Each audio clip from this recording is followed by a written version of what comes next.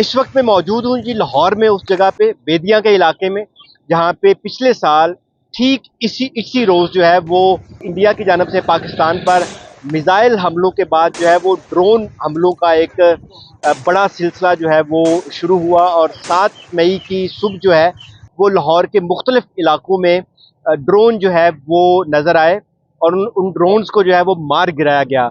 और वहीं पे एक वीडियो भी वायरल हुई जिसमें देखा जा सकता है कि कुछ रेंजर्स के जवान और कुछ सिविलियन जो लोग हैं उन्होंने वो ड्रोन जो है वो अपनी बंदूकों से गिराए। और इस सारी सूरत हाल में जब ये भारत की जानब से अटैक जो है वो चल रहा था तो पाकिस्तान में जो मुख्तलिफ तरह के मनाजर हमें दिखाई दिए उसमें अवाम जो है वो फ़ौज के शाना बिशाना मुख्तलिफ मुहाज़ों पे डटी नज़र आई।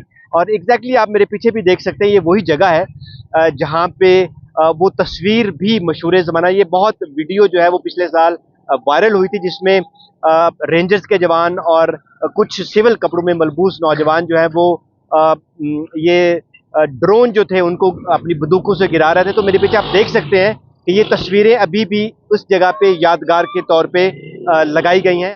ये वो एग्जैक्ट जगह है जी जो उस वीडियो के अंदर हमें नज़र आ रहा है। और ये वो दरख्त हैं जिनके बीच में वो ड्रोन था और एग्जैक्ट हम उस जगह पे मौजूद हैं।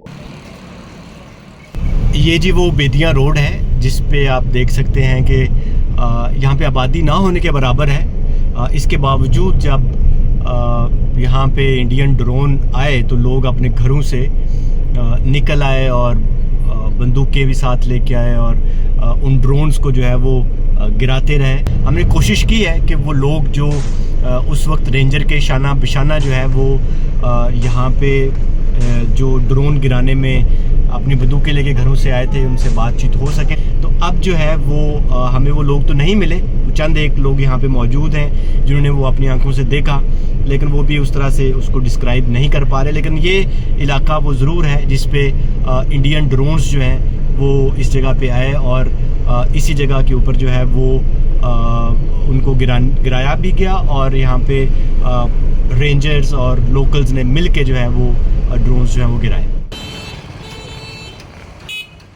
हमने आपको वो पूरा इलाका दिखाया है जहाँ पे भारतीय अटैक के बाद जो है वो ड्रोन लाहौर और उसके गिरदोनवा के इलाकों में ख़ास तौर पे बेदिया और हेर के इलाकों में आए थे। अभी तक के लिए इतना ही। मज़ीद खबरों और अपडेट्स के लिए विज़िट कीजिए हमारी वेबसाइट urdunews.com।